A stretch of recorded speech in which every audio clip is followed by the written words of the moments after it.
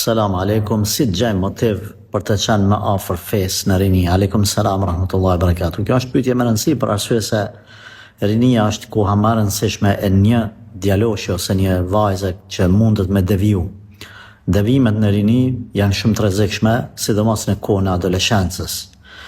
Vetmja gjë apo i vetmi shpëtim është rahmeti Allahu xhelle shanuhu me ka plu robin.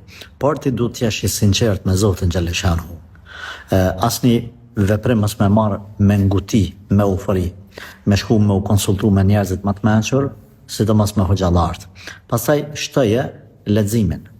Lexo sa të mundesh, po ashtu edhe nga ligjërata të hoxhallarëve ke në internet sa dush. E rëndësishme është edhe me urujt nga shoqënia e keqe. Shoqëro me njerëz të xhamisë, të cilët e kanë frikë Allahun xhelle shanu.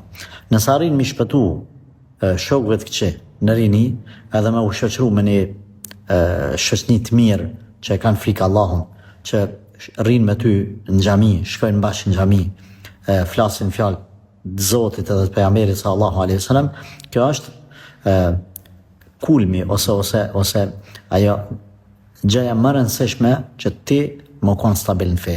Po ashtu mos harro edhe fjalën e pejgamberit alayhi salatu wasalam, i cili ka përmend, ka thënë se në ditën e kiametit nën hijen e arshet Allahut azza wa jall është një djalë i ri i cili është rrit në devotshmërinë ndaj Zotit.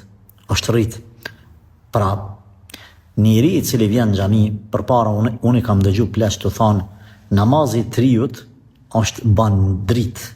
Shumë reflekton sikurse drita në terr natën, që reflekton shumë ka ndikim drita, domethënë e bën dritë për rreth. Kurse namazi në pleqëri është sikurse drita me dhezën pikë dillit.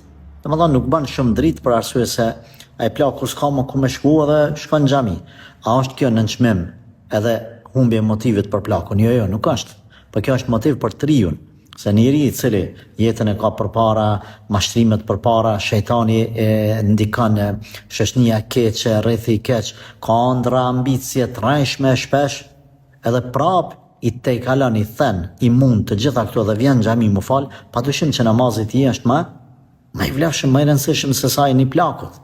Pa nënçmu edhe respekt për të gjithë. Pra pa nënçmu plakun. Prandaj them, nëse keni arrit me gjetë një shoqëri të mirë, mbahuni për ta. Lexoni, mësoni edhe mbani veten afër Allahut azza wa jall.